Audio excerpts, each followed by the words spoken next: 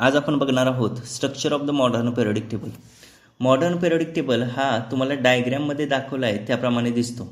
याच्यामध्ये आपण पहिलं स्टेटमेंट बघूया. The modern periodic table has horizontal rows intersecting the vertical columns giving rise to number of the boxes. तर पहिल्यांदा इथे टर्म आलेली आहे हॉरिझॉन्टल रोज. हॉरिझॉन्टल रोजचा मिनिंग होतो आडवी रेषा, ठीक आहे. आणि इंटरसेक्टिंग म्हणजे काय, तर एकमेकांना ते क्रॉस करत आहेत.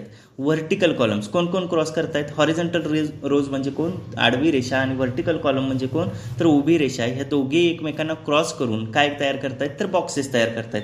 इथं तुम्हाला डायग्राममध्ये दाखवल्याप्रमाणे हे बॉक्सेस आहेत ते दिसत असतील. तर याच्यामध्ये नंतर आपण टर्म बघूया व्हर्टिकल कॉलम्स. व्हर्टिकल कॉलम्स म्हणजे काय, तर सरळ जे उभे बॉक्सेस तुम्हाला दिसत आहेत त्यांना आपण काय म्हणतो, तर ग्रुप्स असं म्हणतो. आणि हॉरिझॉन्टल रोज म्हणजे ही आडवी बॉक्सेसची लाईन जी तुम्हाला दिसते त्याला आपण काय म्हणतो, पिरियड असं म्हणतो.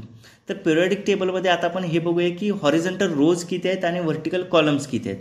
तर हॉरिझॉन्टल रोज जे आहेत त्यांना आपण काय म्हणतो, तर पिरियड्स म्हणतोय. असे 7 पिरियड्स आहेत. आणि ग्रुप्स जे आहेत ते ग्रुप्स किती आहेत, तर टोटल 18 ग्रुप्स आहेत, हे लक्षात ठेवा. मग हॉरिझॉन्टल रोज आणि व्हर्टिकल कॉलम्स म्हणजेच पिरियड आणि ग्रुप्स मिळून टोटल किती एलिमेंट्स पिरियडिक टेबलमध्ये बसू शकतात, तर टोटल 118 एलिमेंट्स आहेत ते पिरियडिक टेबलमध्ये बसू शकतात. आता ह्या 118 एलिमेंट्सला अगेन 4 ब्लॉक्समध्ये डिवाइड केलेलं आहे.